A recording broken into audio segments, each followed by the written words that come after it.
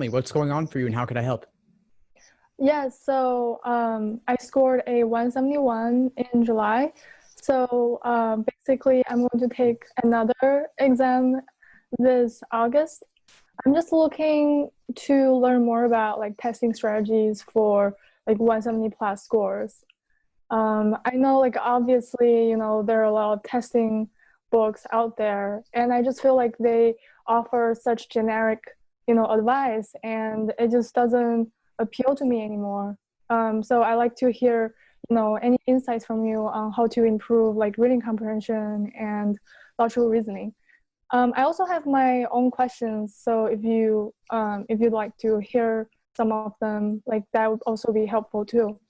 Yeah, sure. I'd be happy to take your questions. Regarding your first question, though, about strategies for top scores, Mhm. what would you say is your biggest challenge right now? Because I'm not looking to simply give more generic advice, even if it were generic advice for Mhm. those aiming for top scores. I want to have a kind of conversation that only you and I could have, getting into your personal struggles to give you the insights that you need in particular to improve Mhm. your score. Yeah, so I think that also depends on, like my questions, because my questions are really just related to my struggle right now. So my first struggle is, time pressure. I can like, finish a session like, perfectly, like in like 35-minute section.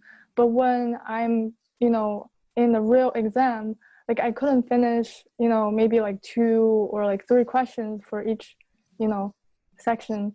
So I don't know like if it's because I'm nervous or, it's just because I'm not like familiar with the test enough. But it's just really strange. I don't know if you have any like, suggestions for that. Sure, I do. Yeah. So I would guess it's not related to you being familiar enough with the exam. I mean, you said you scored a 171 on the actual thing.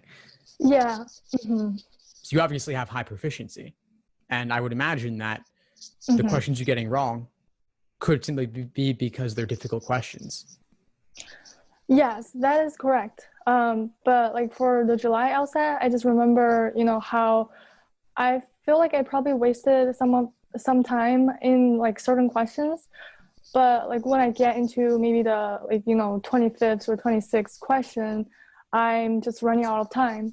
So I don't know like if you have any testing strategies for like just really not waste any time on the easy questions, or just really be mindful of the time. Okay. Yeah. So let me ask you then, do you feel Hmm. like you're wasting time on the easy questions? Well, I just felt like I was really stressed and I didn't want to get anything wrong. So I definitely spent more time than I would normally do on a practice section, because I just really wanted to get everything like, 100% right. And it turned out like that I wasted too much time on like reviewing the things that I already felt confident about. Yeah, but I don't know how to stop it because like I just really wanted to get everything 100% right. Okay. So it sounds like you already know the problem then. And you wouldn't Yeah. be alone in that, by the way. A lot of folks will double check and triple check the easier ones. Hmm. But as you said, there is a cost. Yeah.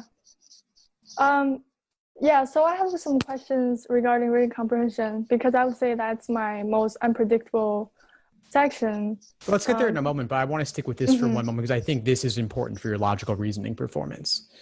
Hmm.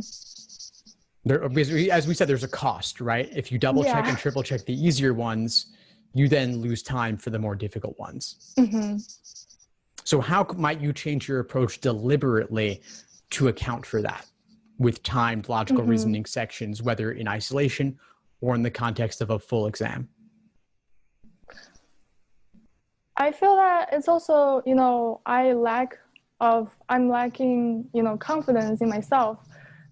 Because I just remember, when I do those easy questions, maybe it's hard for some other people, but I would just kept like, self-doubting, you know, I was thinking, oh, like, did I actually get it right? Or like, is it going to be a, so-called stupid mistake? So I just don't know maybe I should calm myself down like before I do it, or like maybe I should just, really have confidence in myself. I don't know. There are a lot of things that you could do before taking a timed exam. You could do a handful of warm-up questions to boost your confidence, to run through some easy problems just so that you get into that flow. You could take a look at your 171 score from July to show yourself that you've got this. Take a look at your other practice test scores that were high leading up to the July exam or to your upcoming exam to show yourself again that you've got this. Or as an exercise, you could aim to do the first 10 questions in 10 minutes and just trust your gut on those. And know that you're a 170 plus scorer. You've got the proof already. So those first handful of questions, the first 5, the first 10, they're not really meant for you. What I mean by that is they're meant to separate people, let's say below 150 from those above 150. But if you're already significantly above 150, your odds of getting those wrong are quite low. They're meant to separate the people who have the basics down from those who don't have the basics down. But they're not meant to challenge you in particular. The tougher questions will separate those in the 160s from those in the 170s, which then gets a lot more nuanced, a lot more challenging. But the first 10 questions, for the most part, aren't about that. Yeah, I definitely spent more time like for questions ranging from 10 to 16 because they're like medium questions, it's really easy for me to get it right. But sometimes, if you read the prompt wrong, like you can also get it wrong. It's like, it's kind of like, it's really just, I didn't pay enough attention, then I would get it wrong. I don't know, like, I feel like, when somebody doesn't pay attention, it's either because, the way they distribute, the so-called like mental resources, where it's either like you are not familiar enough with, the process, or you're not familiar enough with, the question type. So I would just keep doing what I'm doing right now, where I just drill single question based on difficulties. I think that should make me overcome my fear. Yeah. Well, I'm not so sure about that, actually. So I'm going to push back a little bit because you scored a 171. Familiarity may not be your issue. How many hours would you say you've invested in your LSAT prep?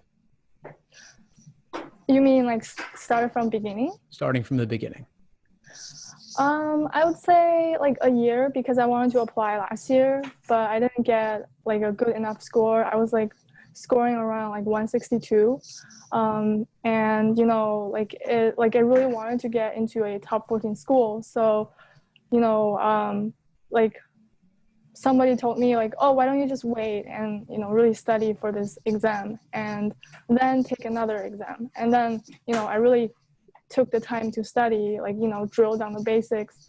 And then, eventually, I scored a 171, which is in the range of my score, because on my practice exam, I was scoring between like 173 to like 170. So, yeah. So you put in a year, and was that 5 hours a week or on average, or more than that? What I'll say like would it look 1 to 2 hours a day. For a year?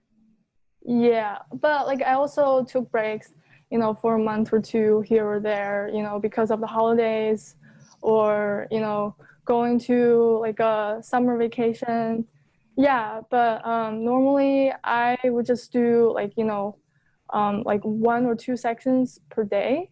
And I would just, do some reviews on like things I got wrong. Sure. So, I mean, obviously over the course of an entire year, other things will come up here and there. Yeah. My point though is that overall, you put in a lot of time to this. So yes, I think we have to give you credit for that. You're not simply familiar with this exam. You know this exam intimately. And you may not be getting perfect 180s, but nobody gets a 180 every single time. So you are familiar. I don't know that familiarity is the problem. Well, then I don't know what it is then. Well, as we said, you could be getting difficult questions wrong simply because they're difficult. But another thing you've also raised is the idea that you may second guess yourself a little bit too much, especially on the easier questions, which is then costing you time later on the tougher questions that actually require that attention. So my challenge for you is blast through those easy questions, trust your gut on them, build up a time bank you can apply to the tougher questions later in the section. I see. Okay, I will do that. Okay. Now, what about reading comp? Yes, so for reading comprehension, that's also a section that I suffer a lot from the time pressure on. So English is not my first language, and so it took me a long time to really, get improved on like doing reading comprehension. Like I was scoring like constantly around like 10. Like no, I was like getting like 10 or 12 wrong in one section, but then now like it came down to like 0 to 4. But then I usually spend like 3 to 5 minutes on a passage, and most of the times I get through questions really quickly because I spend enough time on the passage. But however, like when the questions are also really lengthy and difficult, it took me a long time to get through, especially the difficult questions would ask you like, oh, like how to strengthen this author's reasoning in a certain paragraph, or what is the analogy, like which one of the following answer choices is an analogy of like for example, like something in a passage. I always have a hard time on answering those questions. It always took me like 2.5 minutes on like doing these questions, and like 60% of the time I would get it right, but 40% of the time I would get it wrong. So I don't know if you have any suggestions on that. Sure. What's your reading comp approach like?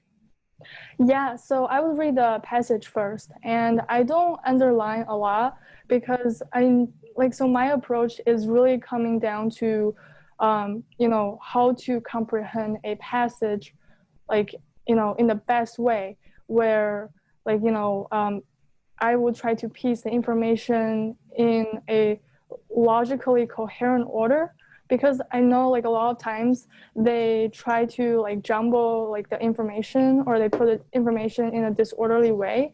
And to me, it was just really important to use my own language to make it in a logical order. Like, oh, what is the premises, or what is the evidence, and then what is the author trying to prove, trying to say. And that really helped me a lot. And also, like, I watched your videos on, reading comprehension.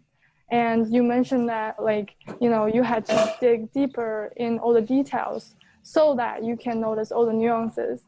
But, I was following that. But, like, I was just also, like, thinking, like, how do you, like, dig deeper while not losing yourself in all the details? Yeah. So it's about what you're looking for.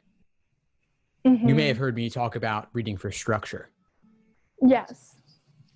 So when I'm looking to read for structure, I'm looking for the indications of the author's opinion or different viewpoints that are being presented, and who's advocating those viewpoints or opinions, if any. Yeah, that's kind of also similar to what I was doing, because, by using my own language, I was like pointing out the logical structure behind this whole passage. But then like I just like sometimes I would just lose myself like in all the details. And also like for those analogy questions, you really gotta like learn like what is the structure behind it, and you find a similar structure in the answer choice. So like what is your suggestion on like how to practice like looking for the right things in the passage? I would think about the passage like a big logical reasoning stimulus, or actually like several, because obviously it's a lot more words. You're looking to think about, why did the author include this here? What point were they trying to communicate? So a lot of times in reading comp, they'll ask about the role of the statement. Why is this sentence in the beginning of paragraph 2? The author includes this for what function? What function is it serving?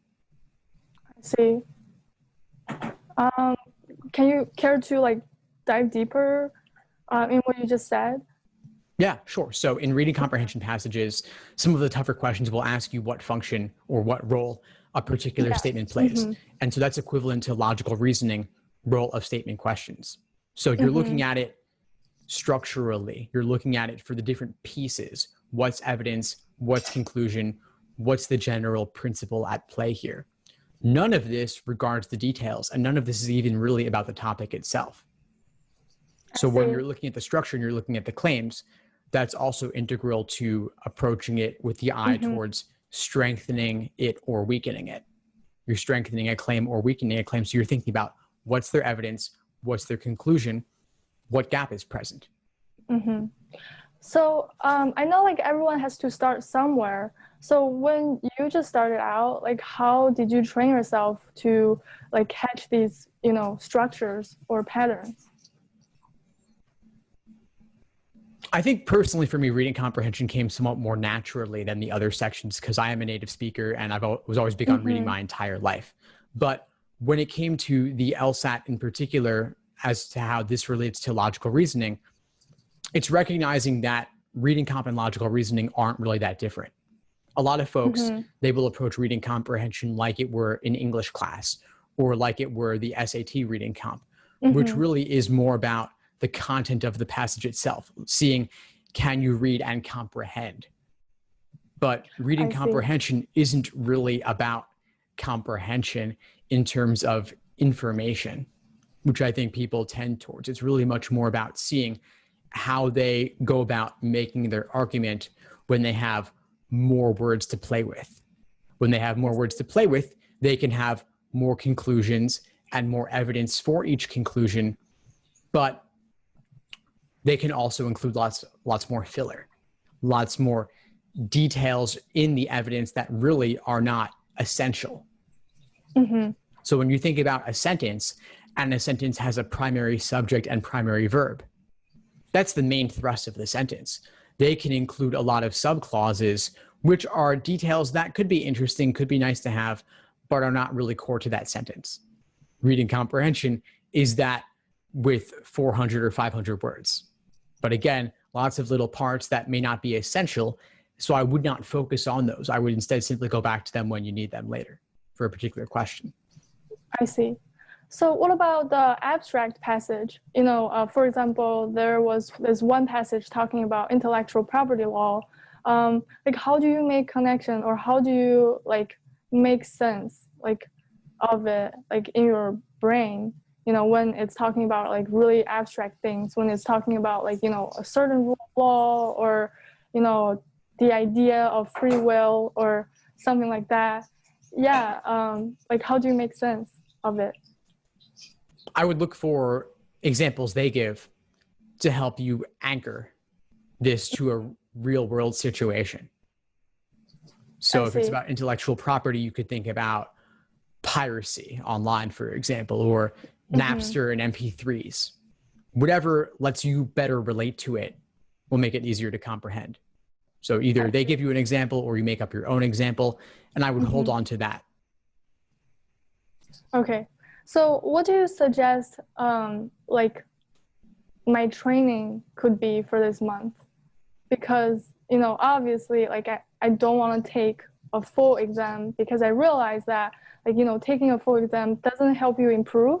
It only proves that you have improved. Get it? So what do you suggest? How do I, keep improving for this month? Because it's going to be my last LSAT, and I just really want to try my best to perform, the best I can. Yeah. I would suggest that you look up the Socratic review method. I go in depth on how you should analyze your mistakes and everything that gives you trouble. And for someone at your point where you're already in the 170s. You do have that familiarity in the exam. And so applaud yourself for that. Have a certain level of confidence in your familiarity and your understanding up to this point. And now for everything that gives you trouble, everything you get wrong, everything you could have done more efficiently, really aim to dive deeper into where your misunderstanding stems from, the stimulus, the question stem, or the choices, or in reading comp and your approach to the passage as a whole from the beginning. I see. Thank you so much. And my last question would be, like, what is your method of overcoming like test anxiety? Because I tend to get like really anxious, like, you know, right before the exam, like have trouble falling asleep and, you know, can't really concentrate on the questions. So like, what is your approach if you feel like really anxious on something? Yeah, there are a number of things you could think about, but one thing I want to call out is you said this was your last opportunity. Yes. Why do you say it's your last opportunity? Well, it's because I really want to apply this year, and you know, after the August LSAT, I want to start working on my personal like statement and all that stuff. I am a person that I can't really work on two things at the same time, so I really don't have the confidence that I will have time to keep focusing on the LSAT while, you know, writing all my essays. So I would say this is my last LSAT.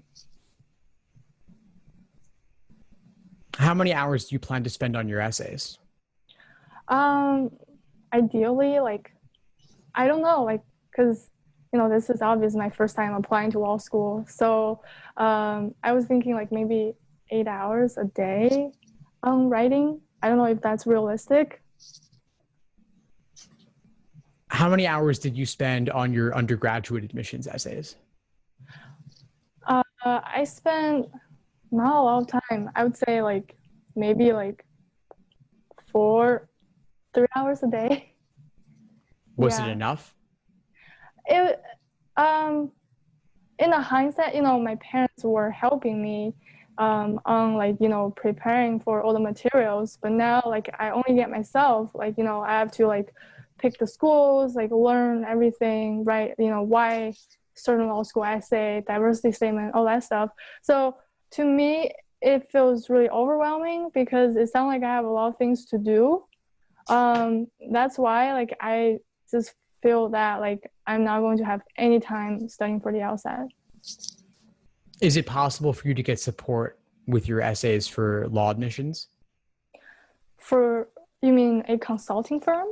Or what do you mean? It could be support from anywhere. It could be a consulting firm. It could be other applicants. Well, you know, the way they can help me is only to like give me feedback. It's really not like they can't really help me write anything. So I don't know how are they going to save my time in this sense. I hear what you're saying. Now, it's possible that support from others and feedback from others could help you reach a final draft faster. Definitely. But also, like, how do you know, like, what is your final draft? Because, you know, I always want to do things, you know, perfectly.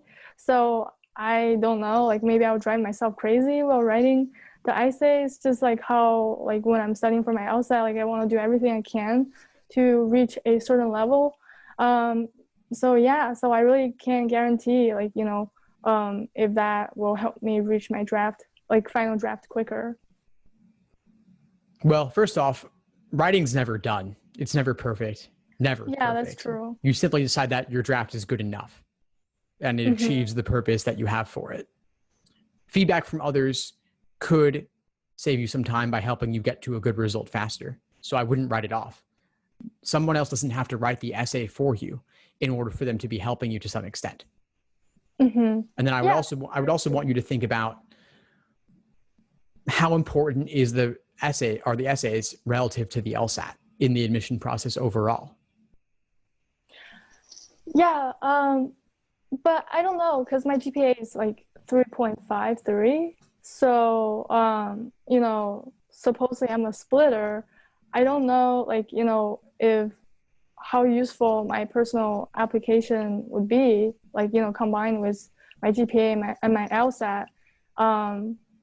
obviously I'm going to talk to like, admission officers or consulting companies to sort it out.